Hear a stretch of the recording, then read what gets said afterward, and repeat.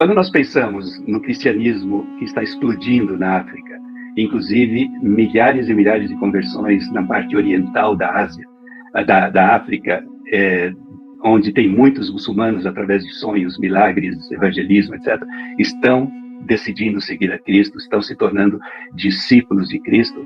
Essa explosão que existe em alguns países da Ásia, a explosão do cristianismo no sentido positivo, crescendo. Tipo um avivamento. São cristianismos que não têm nenhum compromisso com nenhum papa e com nenhum reformador.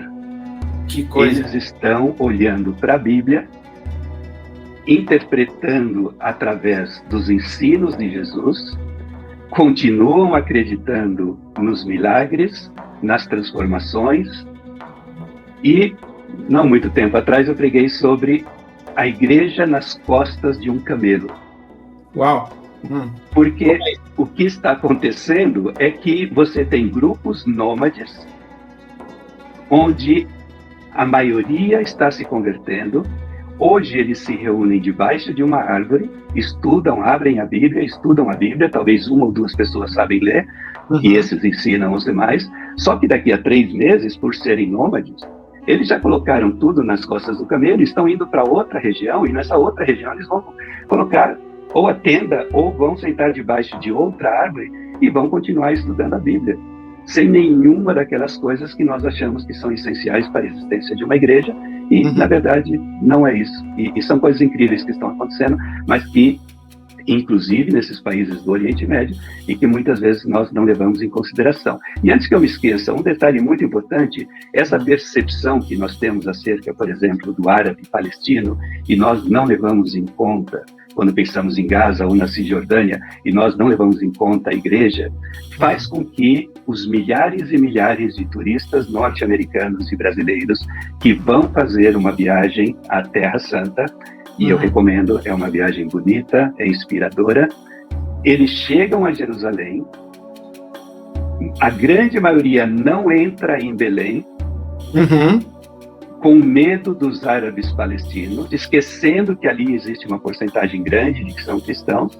Nenhuma dessas excursões brasileiras visita o Seminário Bíblico Teológico de Belém, não visita a Igreja Batista de Belém, não visita a Igreja Evangélica Luterana de Belém, porque foi colocado na nossa cabeça de que se nós brasileiros entrarmos lá, nós vamos ser atacados pelos terroristas do Hamas.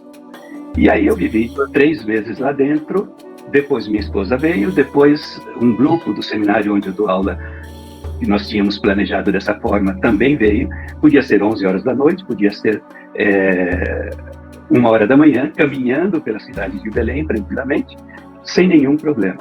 Mas nós, por conta do preconceito que nós temos, eles vivem do turismo, mas nós estamos prejudicando a economia de cristãos e de muçulmanos por conta dos preconceitos que nós acabamos tendo nessa situação. Então, as implicações são muitas, são teológicas, são sociais, são de treinamento de missionários, são de postura correta da igreja diante de um conflito como esse. Então, é extenso e complexo. E que impressionante esse desafio que a gente tem agora. E você contando aí sobre a explosão da igreja na Ásia e na África, o meu amigo Jefferson Chagas, que também estuda o mundo islâmico e tal, o Jefferson, ele me contou que ele fez viagens lá, e a mais impressionante que ele me contou foi que ele foi, pelo deserto, mas chegou num lugar no deserto, não tinha nada, era no subsolo, levantaram lá a tampa, ele falou, desce, a igreja está lá embaixo. Ele falou, mas como é que pode um negócio desse? É impressionante. Né? Não tem lá uma Hillsong, não tem uma igreja de parede preta, não tem uma Ibabe lá. E no Líbano tem um grupo de drusos, que é um outro grupo religioso, que é uma mistura de Islã com cristianismo, com isso, com aquilo outro. E eles estão se convertendo, e eles não querem ser chamados de cristãos, não porque eles não amam a Cristo, mas por conta daquilo que eu já mencionei, e eles estão se autodenominando drusos seguidores de Cristo. Olha que lindo. E eles se reúnem, estudam a palavra de Deus na sexta, ou no sábado, ou no domingo, estão sendo batizados. É um movimento totalmente fora do controle de qualquer missionário ou de qualquer denominação, mas Deus está atuando.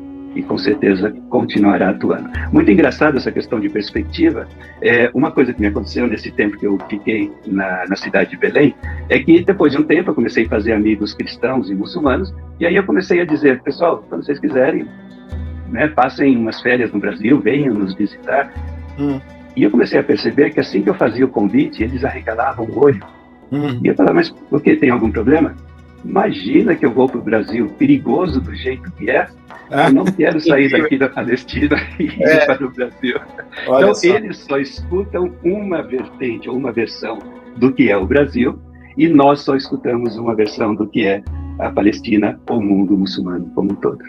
E mesmo também uma versão do que é Israel, do que é Jerusalém, do que é a Terra Santa. Tudo a gente tem partes, né? E partes que são convenientemente selecionadas.